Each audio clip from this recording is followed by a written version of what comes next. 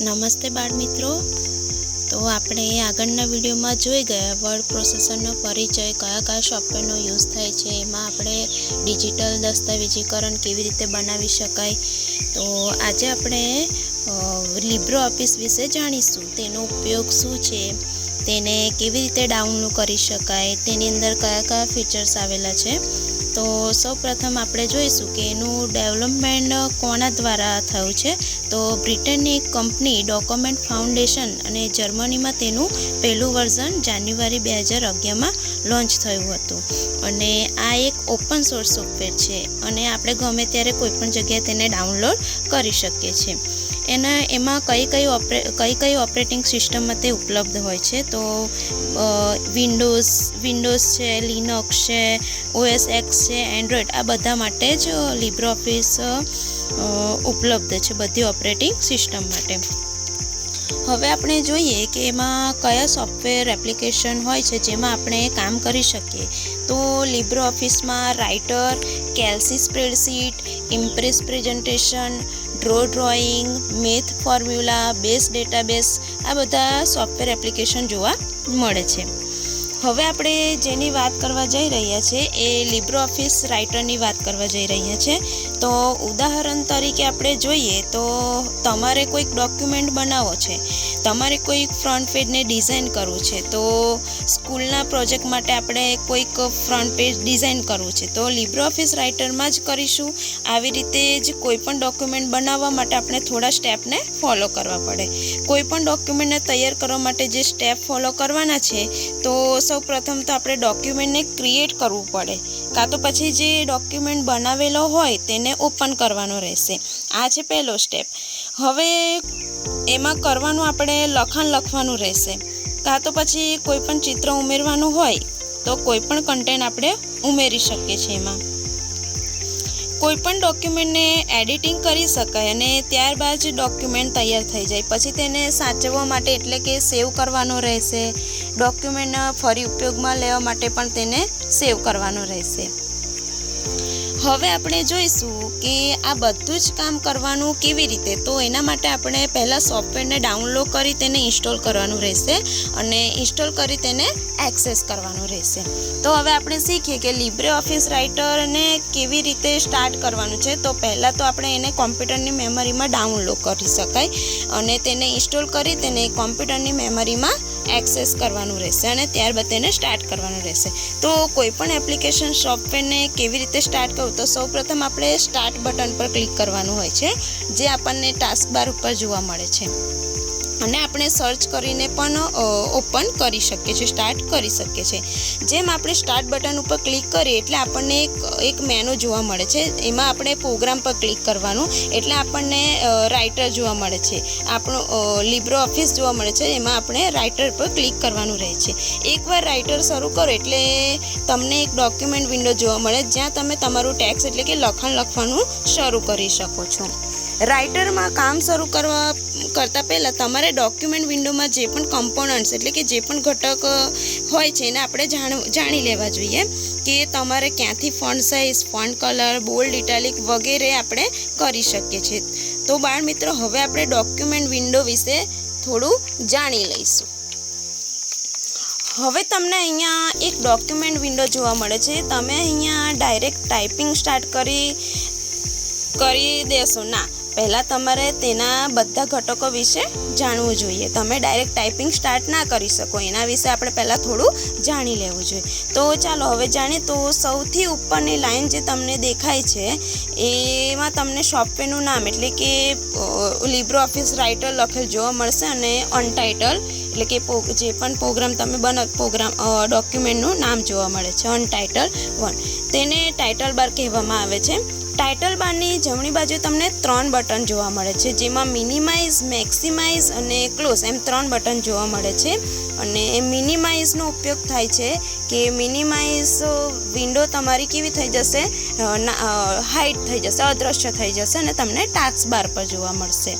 મેક્સિમાઇઝથી તમારી જે વિન્ડો છે એ તમને મોટી દેખાશે અને ક્લોઝ બટનથી આખી વિન્ડો તમારી બંધ થઈ જશે. હવે ટાઇટલ બારની જે નીચે જોવા મળે છે તેને મેનુ બાર કહેવામાં આવે છે. એમાં આપણને file, edit, view, insert, format, tools, Windows, help આ બધા મેનુ જોવા મળે છે.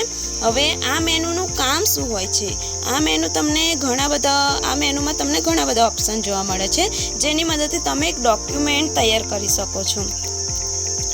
હવે તમને અહીંયા હું 1 by 1 બધા જ મેનુ સમજાવીશ અને બધા સોફ્ટવેરમાં એક અલગ અલગ ફાઇલ બનતી હોય છે. ઉદાહરણ તરીકે જોઈએ તો વર્ડ પ્રોગ્રામ હોય તો ડોક્યુમેન્ટ ફાઇલ બને.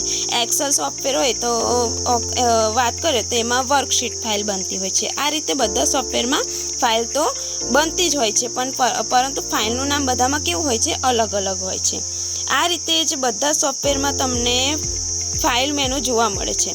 જે ડોક્યુમેન્ટમાં તમે ફાઇલ બનાવતા હોય તેને ક્રિએટ કરે છે, ઓપન કરે છે, સેવ કરે છે, પ્રિન્ટ કરે છે, ક્લોઝ કરે, આ બધું જ કામ ફાઇલ મેનુમાં થઈ શકે છે.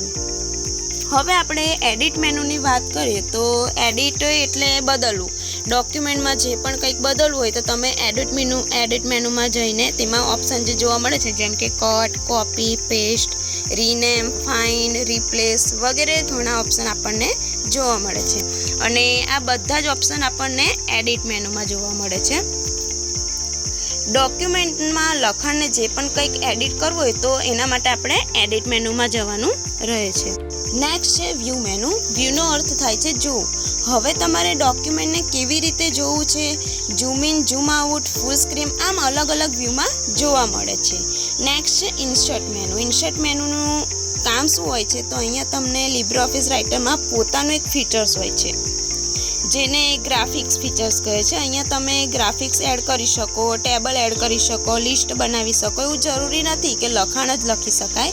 ચિત્રો, ચાર્ટ, આકાર વગેરે પણ આપણે ઉમેરી શકીએ છીએ. આમ તમે ઇન્સર્ટ મેનુનો ઉપયોગ કરી શકો છો. નેક્સ્ટ છે ફોર્મેટ મેનુ. ફોર્મેટ મેનુનું કામ શું હોય છે?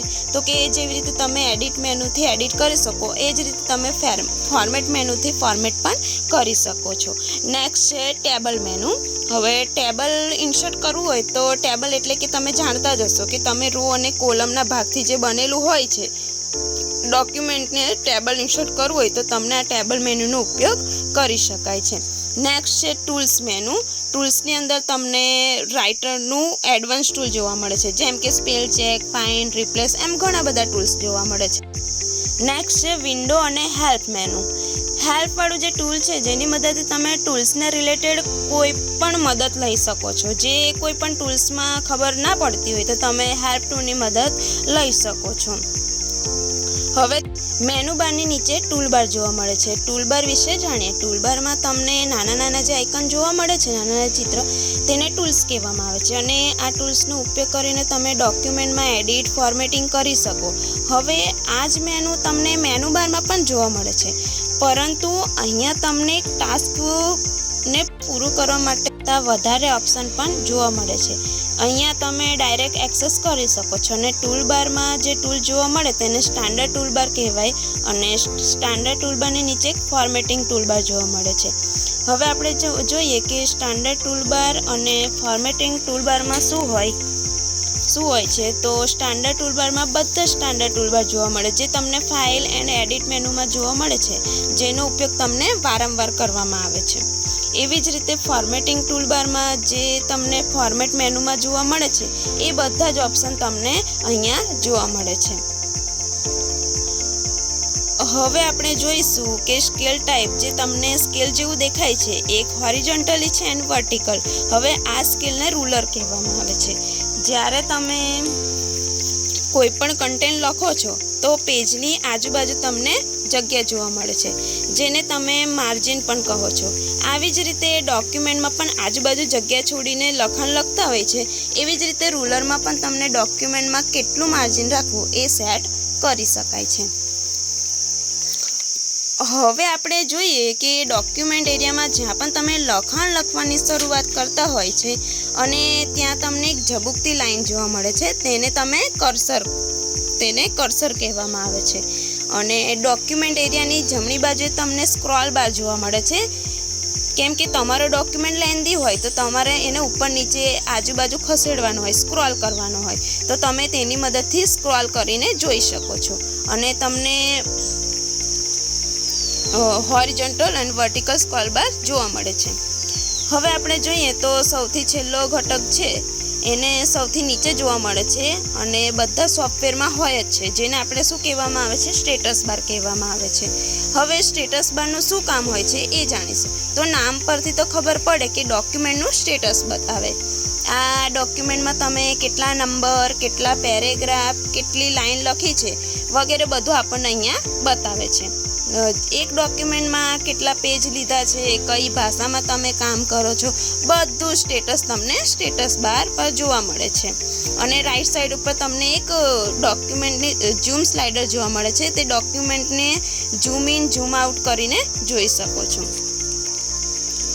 તો બાળ મિત્રો, તમને આ વિડીયો સમજાઈ ગયો હશે, જેમાં આપણે લિબ્રેઓફિસ રાઇટરમાં કેવી રીતે ઓપન કરવાનું છે, કયા સ્ટેપ છે, ડોક્યુમેન્ટને ક્રિએટ કરવાથી લઈને તેનો ઉપયોગ કઈ રીતે કરી શકાય છે, એ બધું જ બહુ મહત્ત્વનું છે. તો ધ્યાનથી આ વિડીયોને થોડો સમજશો. Thank you.